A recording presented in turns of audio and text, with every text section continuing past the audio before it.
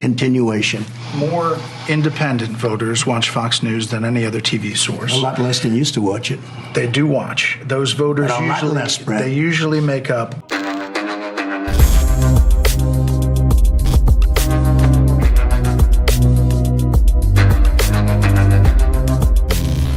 I do want to react to this one aspect in a few different parts that a lot of people are talking about. First and foremost, here we have this clip where Donald Trump is asked whether or not he would debate. He's going to do the Republican debate with Fox News in August, basically saying he would not because Fox News is a hostile network. But here you go. Go and take a look at it. But the two of us have to debate as the two even if the polls are... So you haven't made your definitive decision on the primary? No, I haven't, but I do say, why would I allow a hostile network, Fox, pretty hostile, why would I allow... You get a fair shake. Okay, but I mean, this is a fair interview, but it's hostile. It's on the hostile side. I wouldn't say it's a puff piece, but that's okay. Hey, Brett, why would I allow a hostile network and then allow people that are polling at zero? They're polling at zero, many of these guys. One of them is zero with an arrow left. Now, I think that's a mistake. Now, what I would say about that is two things. First of all, I know people made a very big deal out of this. First and foremost, Fox News is a hostile network, and we've talked about that before. You want to say, oh, how dare he call Fox News a hostile network? Okay, some of you were there the other night. Fox News is giving money, or they're encouraging their employees to give money to the Trevor Project. Fox News... It has all the woke ESG corporate practices in the book. They're not a conservative company anymore. So that's first and foremost. And they certainly don't really like Trump all that much. So that part I get 100% down with it. Agree. Screw Fox News. Someone should whatever. Right. But here's the thing. I do think Donald Trump should do the Republican debate. I do. Like, regardless of whatever network it is on, I think it's good. It'll be good for him. It'll be good to debate. However, the thing I will say is he really does not have to. He really does not have to. Because number one, if his main gripe is with Fox News, then, no one's going to watch a Republican debate without Trump. Let's be honest. We'll watch it here on this channel for the purpose of just covering it. But, I mean, let's be honest, right? If Fox does not platform Donald Trump on the Republican debate, is anyone really going to watch it? Are that many people going to care? So, no. So, he does have the leverage. He does have the negotiating power on that front. But, I mean, like I said, I do want him to debate. I want to see him debate. I think that it's really bigger than that, right? He would also do very well in a debate. It would probably show how much more charisma and stuff that he does have, than Ron DeSantis. But obviously, it is his choice. It's not a make or break deal for me whether or not Trump debates, because it's, we've seen him debate before, we know. I would prefer him to. But anyways, let's take a look at the other clips here from this interview. Now here's Bret Baier pushing back on the Fox News stuff. So come here and take a look here. Any other TV source. Continuation. More independent voters watch Fox News than any other TV source. A lot less than used to watch it. They do watch. Those voters usually make up. They do watch. They do watch. What does that say, actually? You know something? What does that say? That more independent voters watch Fox News than any other network. Is that actually a flex? Or does that show that Fox News has become a center-left news station? Because you know who used to watch your channel? Conservatives. You know who and look, if you wanted to start out as an independent news channel thing, then I guess fine. But Fox News started as a company that was meant to appeal to and represent conservatives. So I don't even know if that's a flex. Oh, independent voters watch us. Yeah, and your numbers are struggling very much because you keep alienating the actual people your network was designed for, which are actually conservatives. But let's take a look at some of the other clips here. So here's, the typical Democrat guy, Harry Sisson, the Biden TikToker, saying, wow, Fox News Bret Baier just destroyed Donald Trump, to his face. He called out Trump on his lie that he hires the best people. Here you go. Okay, let's listen to this. In 2016, you said that. I'm going to surround myself with only the best and most serious people. Well, I did do that. This and we time- had tremendous, look, we had the best economy we've ever had. The world has ever seen. Your Vice President, Mike Pence, is running against you. Sorry, the audio is Your low. Ambassador to the United Nations, Nikki Haley, she's running against you. Your former Secretary of State, Mike Pompeo, said he's not supporting you. You mentioned National Security Advisor John Bolton.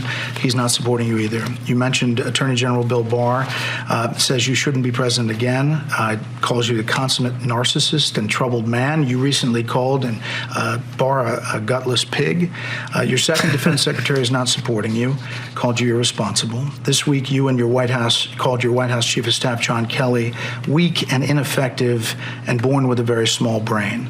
You called your acting White House Chief of Staff, Mick Mulvaney, a born loser. You called your first Secretary of State, Rex Tillerson, dumb as a rock, and your first Defense Secretary, James Mattis, the world's most overrated general. You called your White House Press Secretary, Kayleigh Kennedy, milquetoast, and multiple times you've referred to your Transportation Secretary, Elaine Chao, as Mitch McConnell's China-loving wife. So, she is. Why did you hire all of them in the first place? Because I hired 10 to 1 that were fantastic. We had a great economy. We had phenomenal people in charge of the economy. We had phenomenal people in the military. I'm not a fan of Milley, and I'm not a fan of certain of the television people.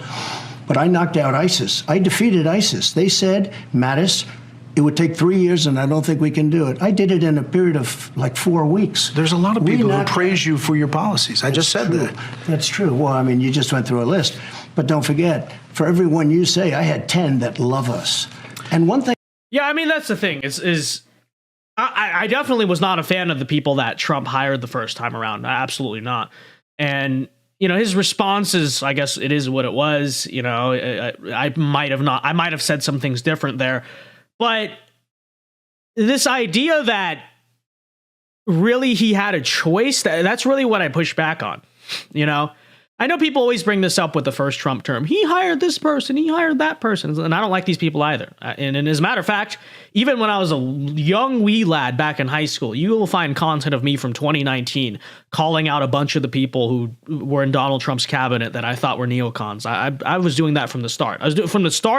From the moment I entered conservative politics, I was already aware of that stuff. But to a degree, you also have to ask the question, what choice did the guy really have? I don't mean that to cope or defend the decision. I just mean that practically. Because here's the thing. When Donald Trump got to Washington, D.C. in 2017, true, he had just upended the whole political system. He came along. He was the crusader. He was the trailblazer. Whole thing around him, right? Now he's the president. But movements take time. And the truth is, he got to Washington, D.C. initially, and it took time for the conservative base, the conservative base of employees and people to hire in Washington, D.C. to actually catch up to Donald Trump. And this is something I've talked about actually on this show before, which is that when Donald Trump got to Washington, D.C. in 2017, the entire city was filled with the Bush-era neocons. Do you guys understand this? The entire city was all the people who served in the 2000s and early 2010s. That was all that Washington, D.C. had to offer. And so I know people very often say, oh, he should have hired this or that. And I agree. Like, I'm not defending most of his hires, or at least this portion of his hires, because I didn't like them either. But the big thing really here is, you just got to DC as this revolutionary political figure, and you need to fill all these positions. Who exactly was supposed to fill all these positions, right?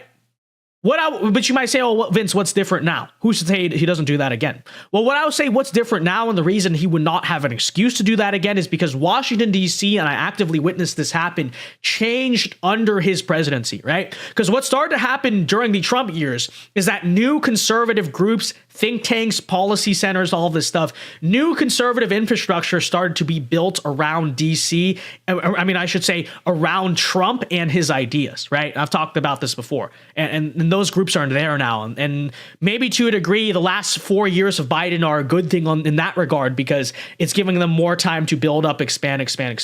And that's the thing that I think people need to recognize, because I know we're going to hear the anti-Trump criticism all the time. He hired this person. He hired that person. Why? Again, not defending that, not saying that's a good thing, just pointing out that, in some ways, to a degree, this is what Trump was these are the cards that Trump was dealt with in his first term. It's true. What did you really expect, right? He just got there.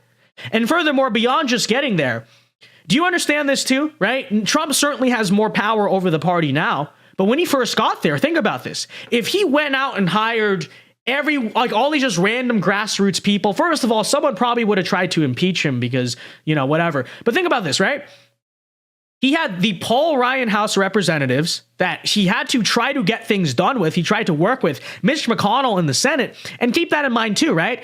In order to get his cabinet positions approved, Mitch McConnell would have, it was Mitch McConnell's Republican Senate that would have had to vote to approve on all of his nominations. Again, this is not to defend any of Trump's decisions the first time around, especially when it comes to picking people. Like I said, not a fan of them at all. But it is to say that I do think some of these talking points are a little bit overblown. Do you understand when he first got there in 2016, no one had ever seen this before. Now people have seen this before. Now people are familiar with Trump. Now Trump has fundamentally changed the entire brand of the Republican Party and conservatism. Yes, now if he gets in for a second term, he does the same thing over. I'm not going to defend that because there's no excuse this time. Your type of people now are in DC. Your type of people are now available for hire. You have much more influence over your party now. But understand, when he first got there, right?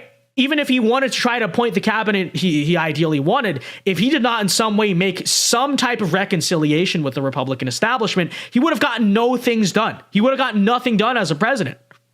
If he burned McConnell and Ryan and all these people, what would he get done? McCarthy, what would he get done? Not saying I like these people, but strategically, especially considering he was thinking he's there for 8 years, the first 2 to 3 years, if he burns them all, what would be able to happen? Nothing, right? And then all the people who say this now, Trump hired the wrong people, would go along and say, well, Trump didn't do anything the first term, and that's why we need a different candidate. You see what I'm saying? It's all the same. They always do this. So, that's kind of my take on that.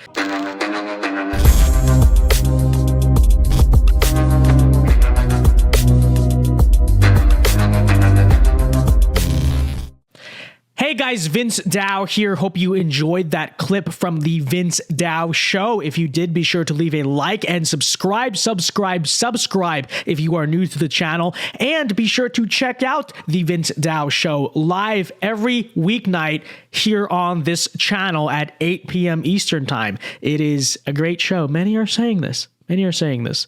So leave a like, check out our other clips, and be sure to check out the show. Yeah. God bless.